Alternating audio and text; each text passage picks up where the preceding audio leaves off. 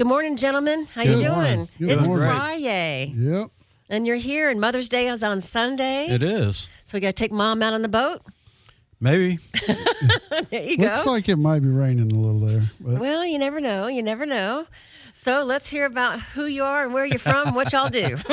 I'm kind of thrown off somewhere. I'm watching the clock go backwards and We forwards. have a It's doing spinning all kinds clock. of crazy stuff up there. So I have no idea what time it is. it's going But it forward is now. BoatSmart time. So It is BoatSmart Yep, time. The you clock is spinning. Yep, you are listening to BoatSmart. It is a call or text in show. 850-437-1620 is the number.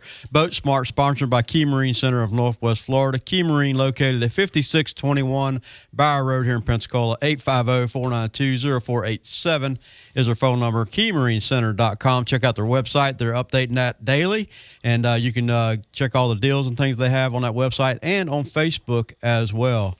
Key Marine is your Yamaha, Mercury, Suzuki, Repower Center. They can service all those products, and they can help you with your accessories and things that you have on your boat and even your trailer at times. So check out Key Marine out there at 5621 Bauer Road. All right. Yep. Yeah, so we're having Good some introduction. fun. Yeah. We're having some fun over at Georgestone. I'm the marine instructor Yes, you at are. Georgestone. I forget to say that quite often. And the number one class number in one the country, I job believe. placement. I like talking about that, but you know, and that's what it's about, is putting students out in the field, That's right? right. Getting them out there and getting them a job.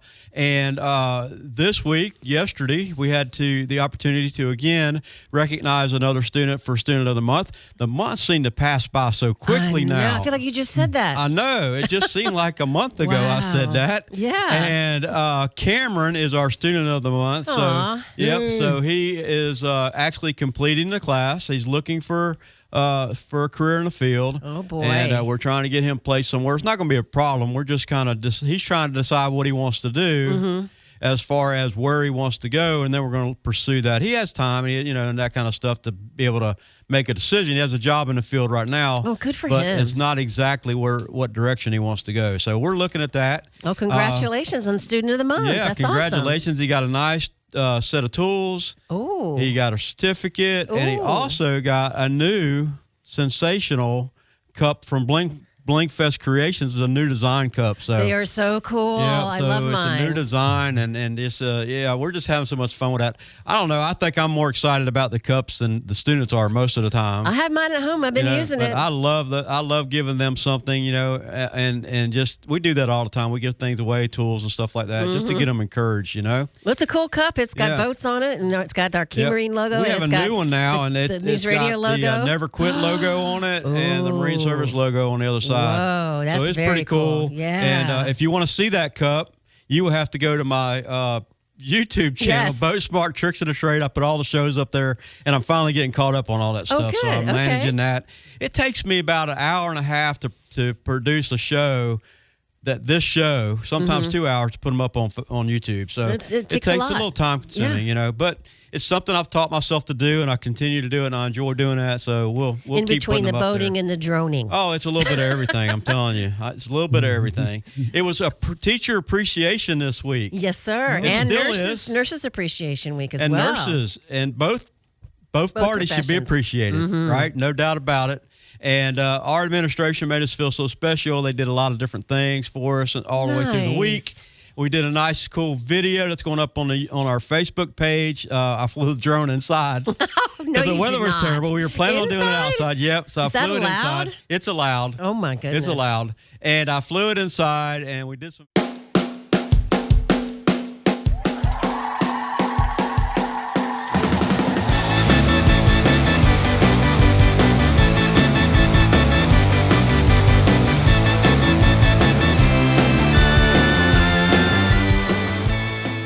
Video and some pictures and stuff of all the faculty and staff. So that's going to be pretty cool. So check out Georgestone's Facebook page for that. And thank you for administration for making that just a great week for all the teachers and people there at Georgestone. Nice. So we just had a great time all Much through the deserved. week. There was a Yeah. little surprise every day. So we enjoyed nice. that. So You we really deserve it. enjoyed it. Yep. And then we're about 2 weeks out from ending school. Oh, For summer. We are going to do summer school. It looks like we're good for that. So I've been hearing a lot of other teachers saying, my students have checked out already. My students have checked out. And you see the parking lot is a little lax. And I guess that happens at all schools, even colleges probably. Spring break sort of is the beginning of the end. Spring break and summer school and all that Right. stuff, and people start checking out. Is it partially because they're already completed? A lot of that happens, and then they've got all their work done and that kind of stuff, and they're just kind of like, But my students are never checked out. We're continuing, and we continue to do things. We had a cookout last night in celebration of Cameron, and we're just always doing stuff, fun stuff, and just keep moving forward. That sounds great. Yep. So we're having a great time. All right. So I got to look at my watch. Oh, we got plenty of time here. Yeah, don't look at that clock. It's I don't not look at right. that clock. So, At least it's stopped going the right spinning. way It's now. going the right Stop way now. spinning, but who knows what the time is. So you never know what's going to happen in here. That's for sure. So we're doing electrical systems now, and we're also doing a Mercury or long block. We have another boat in there right now that has some the boat is about 10 years old, maybe, and maybe not quite that old, but it has a lot of problems. It only has like 300 hours on it, not a lot of hours, and for the age of the boat. So we're seeing a lot of problems with that, doing a lot of electrical work. They have the trolling motor batteries wired into some of the accessory stuff too, so we're trying to correct that. Yeah. Things that you see, right? Yep. And students have opportunities to look at that stuff when we bring boats in for them to look at it and understand. What to me, it's great when a student comes to me and says, "Hey, this is wrong," The way this boat is wired is wrong. This boat has issues. This motor has issues. This customer needs to run it more. All these things that my students learn before they come into class, as they start to learn, things that were intimidating to them now are coming in second nature. So that's pretty cool. That is very cool. Yeah, so we got a lot going on over there. We're having a great time, and we're trying to finish up the school year, with a good ending to getting people to work, completing a few students and things like that. So Great. You know what else I thought was cool? That estimate sheet that y'all sent over. And that's just like you'd see in the field. So he's got his students doing an estimate for a job they're doing. Oh, really? And so he's having them do all the legwork on the phone. And it's all printed up just like you'd see it in the field. So that's awesome. We provided the estimate to Key Marine. Key Marine finalizes the estimate, and we do that with different places around town. Great experience. Yeah, they're learning all that. And it's just a great time. 850-437-1620 is the number. We got a text? We sure do. We got a question coming in about a boat. All right, great. Let's hear it. Okay, it's the Sony, and I hope I get this right. Sony Yamaha HPD, either I or 1. Do the main battery cables coming from the engine also run the Yamaha gauges, or is there a separate wires for the gauges? Thank you. I'll take that one. Yeah, Okay. It just depends on which gauge. Well, actually, any gauge package they have, it's not connected to those battery cables, but it comes through the main engine harness that runs from the motor all the way up to behind the dash. Okay, so the question was, can they use the same ones, I guess, is the question? Or is there a separate wires for the gauges? Well, I don't know what it he's is in talking that about. harness, so you have to know which wires to choose to make the gauges work. Okay. Sometimes you have to, depending on your model, you may have to have an adapter to go in line. But yeah, It's yellow and black is the switch 12-volt wires for that to provide the power. But then, like he was saying, there are different colored wires for like the tachometer and all that. And a lot of times those do come off the key switch if it is an OEM key switch. Yeah. Okay, they're both looking at me like I have some idea. Yeah, waiting on you to answer that question. I have no what idea. color is the tachometer wire? Do you know that color? Yellow. She was holding back. Yellow is key on power, and then green is the tack wire on the Yamaha. Of course it is. So we know it's green, but it's actually gray on a Mercury. So Okay, then. Well, stuff all that right. we know that we keep in our heads, it's useless to us because you should look in a service manual or something to see that. But we remember stuff, don't we, But Bill? see, that's why y'all are here, because this is the Pensacola Expert Panel, and you're experts on boating and boats and boat safety and engines and powering up and powering down and this stroke and that stroke, all of that. All You're of that. experts on. So if you've got a question, you can get specific like this listener, 850-437-1620, because seriously, these guys know their stuff. That's the best way to say somebody's it. got to be good at something. Everyone's got to be good at something. That's and right. Stuff that you can memorize that speeds up the diagnosis is better. And all of our technicians there at Key Marine, every single one of them knows those color codes. They don't have to go looking because that's time consuming. And at the end of the day, the information's there, but everything that you can memorize, and then like I've talked in the past with the technicians sharing notes about some lately some particularly hairy diagnosis that we may touch on a little bit later. It makes everybody stronger. So, yep. Well, nothing replaces experience in my book. Exactly. 850-437-1620. I hope we answered your question. If you do have more questions on that, you can actually go by and talk to them at Key Marine. They'll be more than happy to help you with that. Okay, got another question in from one of our listeners. Is there any more uses for two-stroke motors? Are they mostly phased out now? I'll take it. I mean, the best use for a two-stroke motor now is if you're going to repower. Suzuki has one heck of an incentive going on that you can trade it in for that. But, I mean, at the end of the day, the two-stroke motors, the cost of operation's definitely a lot more with not as good a fuel consumption, and then you have to buy two-stroke oil, which last time I checked, they're not giving that away. Right. And so at the end of the day, the best thing to do with those, if they've reached a point of diminishing returns, like I've said in the past, that it's best if you do switch to a four-stroke. And then Suzuki does have the best incentive right now. I believe we got a customer $4,000 off a 250 this last week. That's off the top. So it's yeah. No, that's great. So they're kind of phasing them out, and you're still seeing them. The further north you go, the more you see them. In the fresh water. They live longer. In but fresh water. At the end of the day, none of the manufacturers make two-stroke motors anymore. Okay. Yep. Great questions coming in. Nothing out of bounds here, as you can tell. 850-437-1620.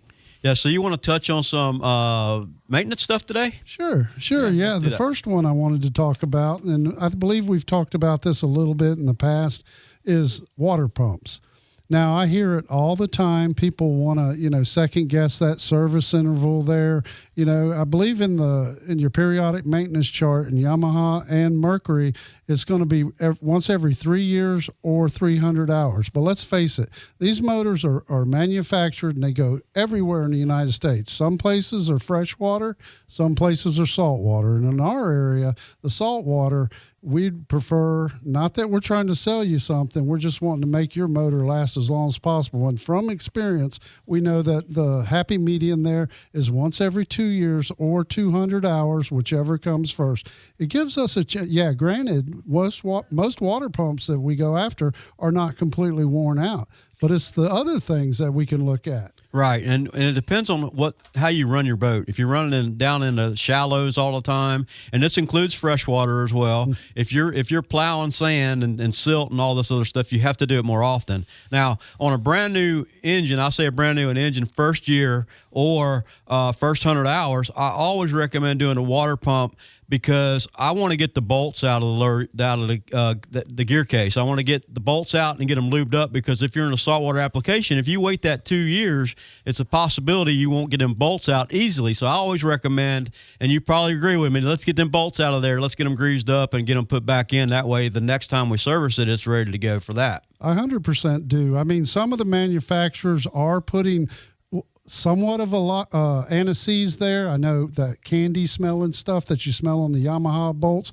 is that. But then again, these motors are designed to be sold everywhere in the United States, freshwater, saltwater, and all that. And then if I got a second, I'll touch on how corrosive the waters are in our area.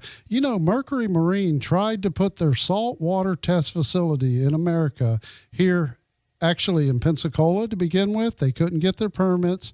They actually was willing to go to Blackwater Bay, idle all the way out to the Gulf from there, couldn't get their permits. So they settled on the same waters that's over in Panama City Beach, or Panama City at this point.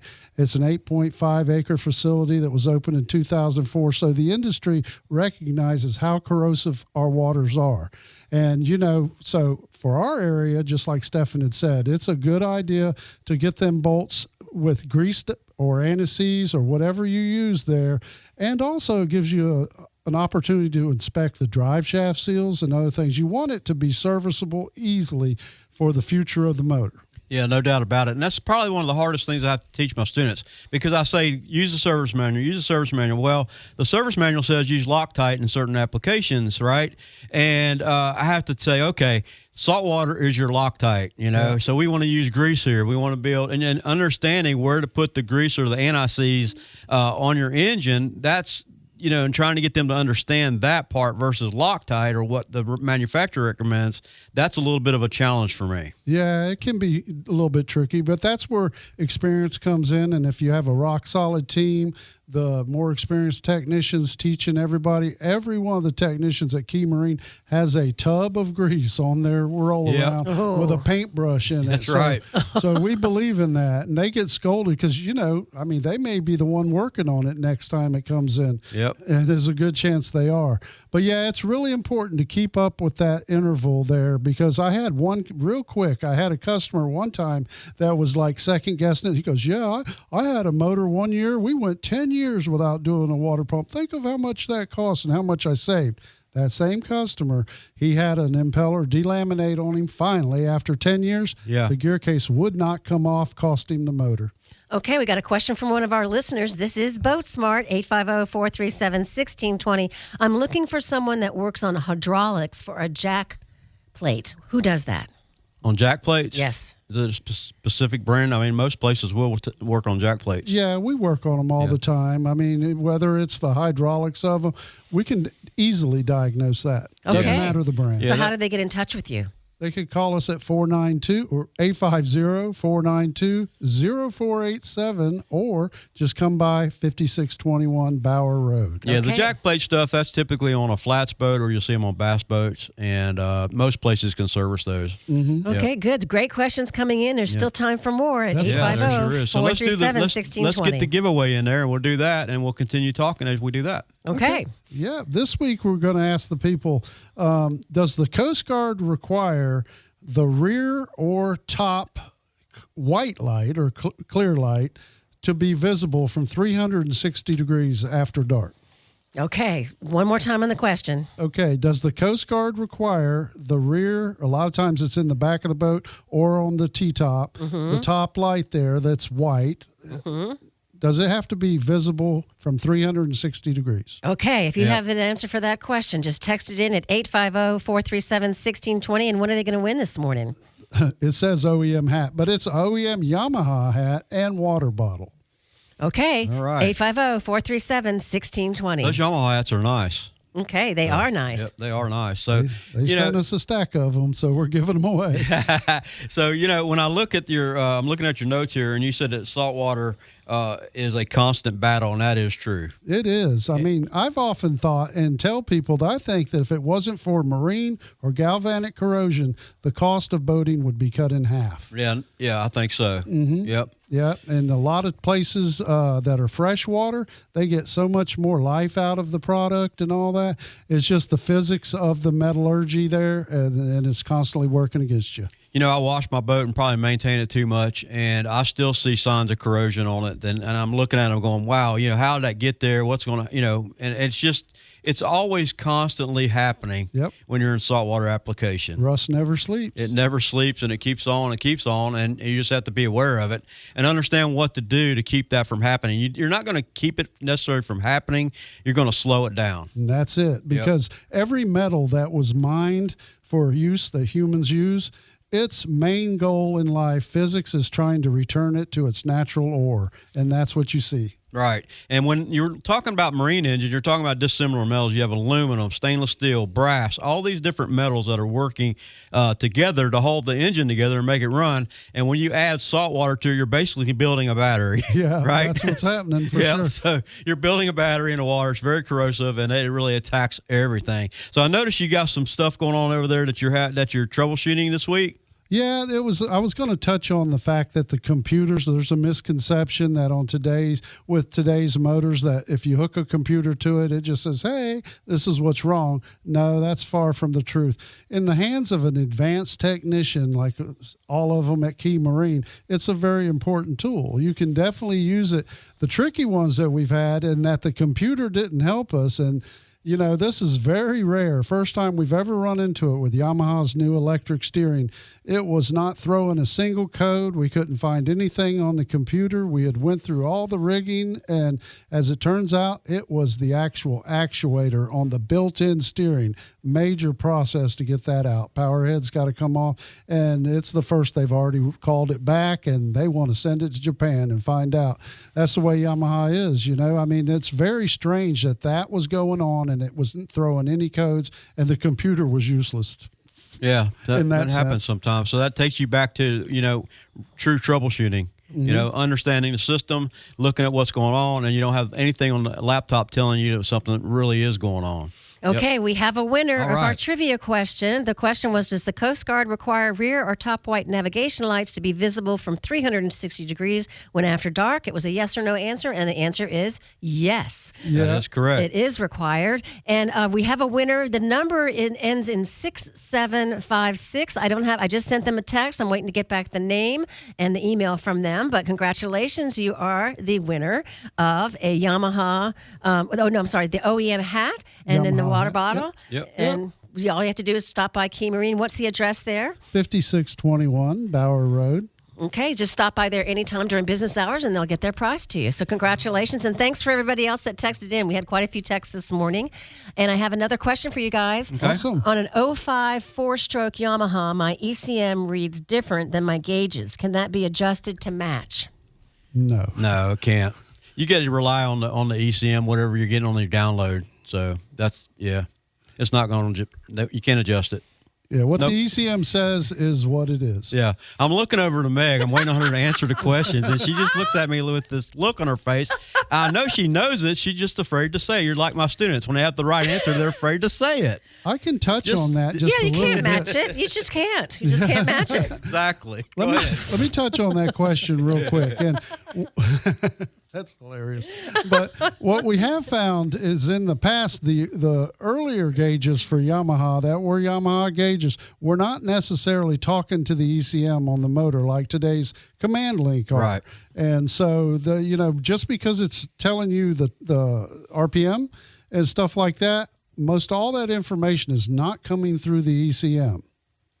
But Yep. it is on the newer gauge packages. On the newer stuff. Yep. Well, of course it is. Yeah, and Yep. back in the day, we used to have hour meters on boats, so your customer can take care of, look at how many hours they have on their engines, and that ran off the key switch. So if you left the key switch on for 15 hours, you just added 15 hours of runtime to your engine. You know, so there's a lot of factors back in the old days, and you couldn't run them back either. Wow. So you had to change. You had to just write it down. And I had a customer a long, long time ago. I remember his name. And I'm going to put it out there. His name's Wally Coupe. And I worked on this boat for most of its lifetime.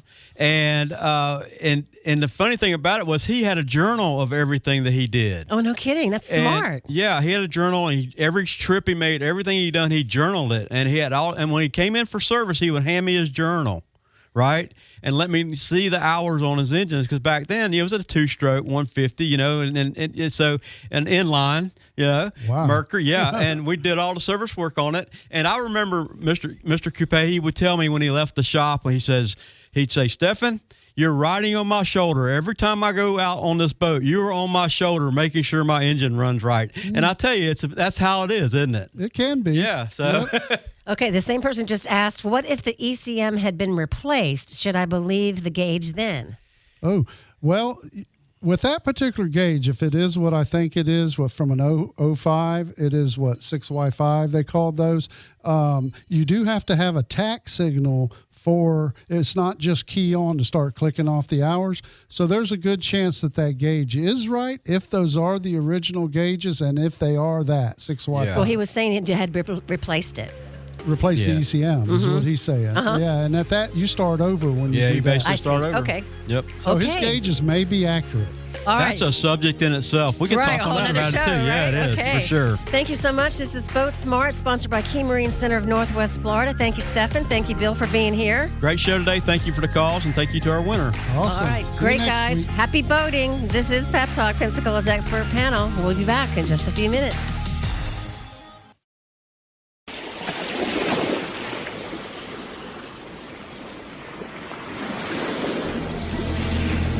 You're gonna need a bigger boat.